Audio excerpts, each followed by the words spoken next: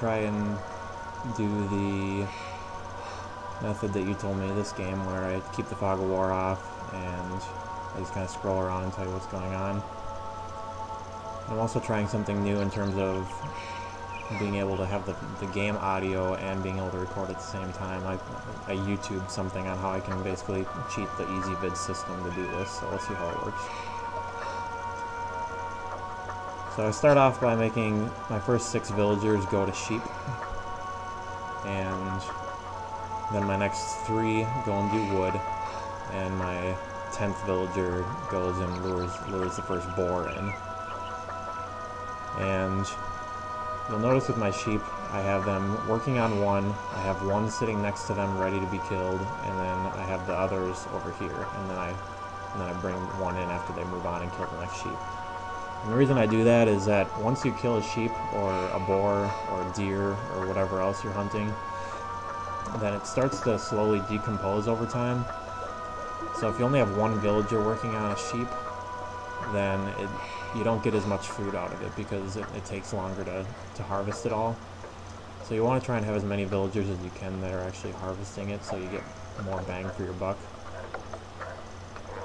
And I'm researching Loom here, and basically what that does is it gives your villagers more hit points and increased armor.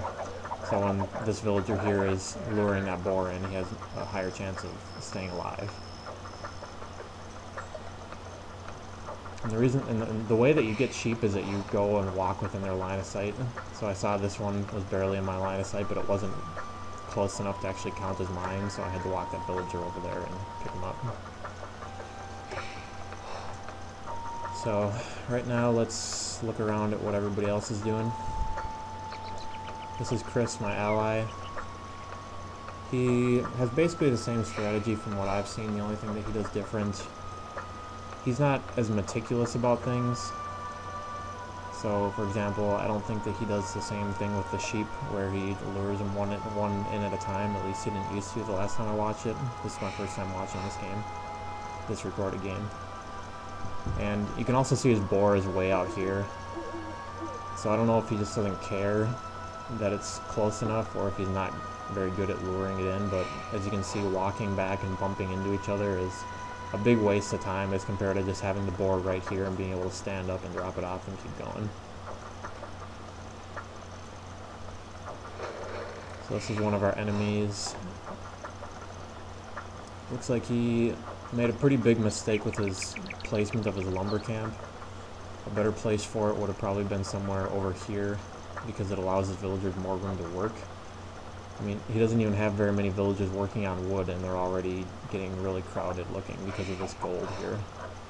They can't use the right side of the lumber camp at all. So this guy here, he's already just standing around because he bumped into him. So that was a big mistake by Green to do that.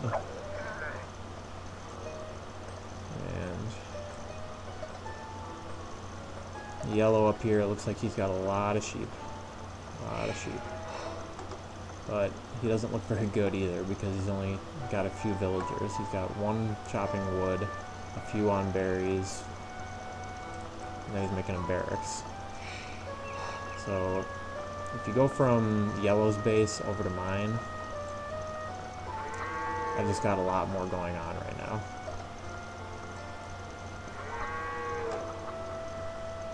Now it's my scout running through his base.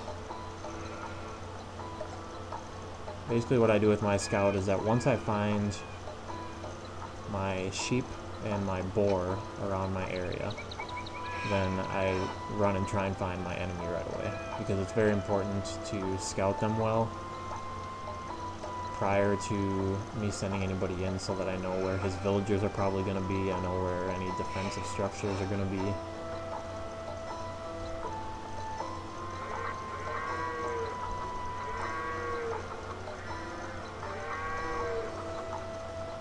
One thing I do with farms is that I try and slowly integrate them, so that I'm not all of a sudden having 10 villagers standing around doing nothing while I'm trying to build them all.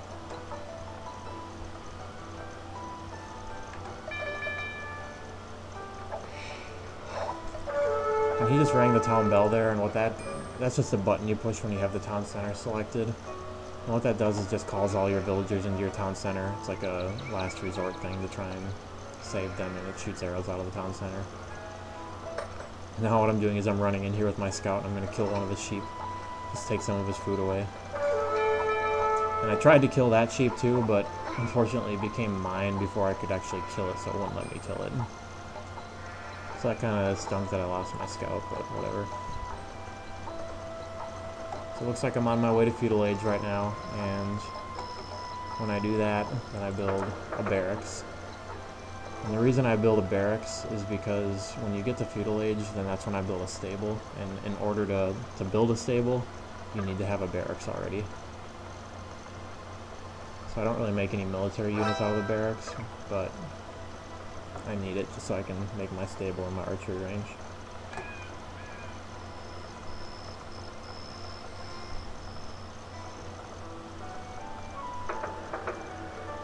And when you get to castle age, then there's some prereqs to be able to, or when you get to feudal age I should say, there's some prereqs to move up to castle age. Besides the 200 gold and 800 food, then you need to build 2 feudal age buildings. So one of them is a stable, and the other one that I make is a blacksmith.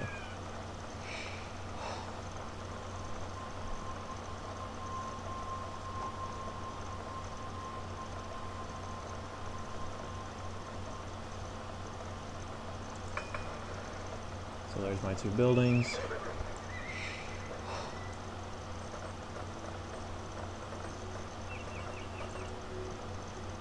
Looks like Green's making his military units up here a little bit away from his city. It's kind of a weird place because it's away from his city, but it's not really close to either of ours either.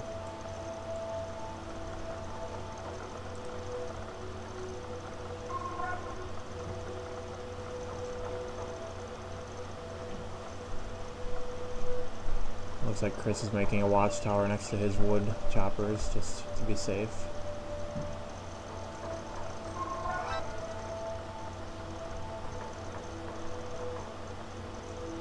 It looks like Chris just dinged me because he just found out about this forward base here, and so I think he's going to get rushed.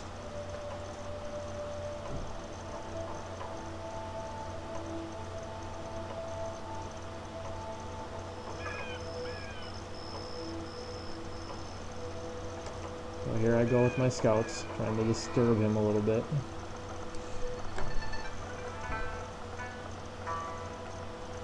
And what I do when I tell them to go attack like this and I put them on defensive stance, there's different stances you can put your military units on. The default one is just to kind of run around and attack everything. I usually have mine on defensive stance just so that they don't go too crazy, because I don't want them to run into a defensive structure or anything like the town center. It basically means that you tell them where to go and then they stay within that certain area.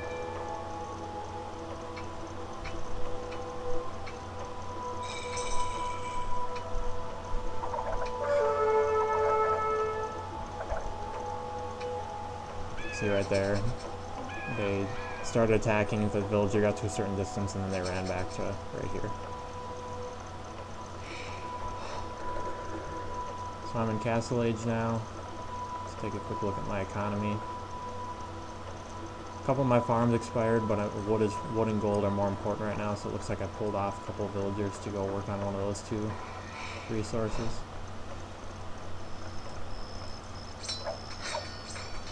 It looks like Chris moved up and attacked the forward base of Green here.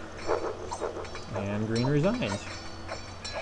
He must have put a lot of stock into that forward base, because once it got conquered, he just said, screw it, I'm going home. Now it looks like Yellow's making a tower to try and defend their wood choppers from my scouts that are running around.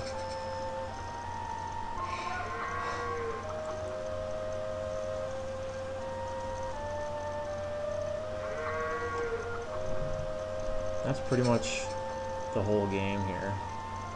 I'll just finish it up real quick, but Yellow doesn't really have much he can do because, like I said before, he's not very good, and me and Chris are going to come on from both sides now.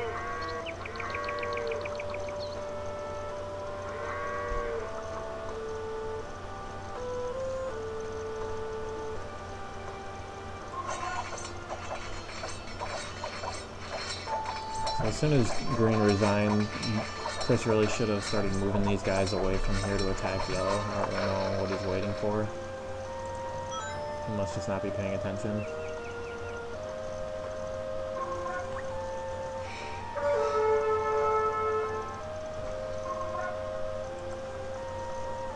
So there's my cavalry archers running in.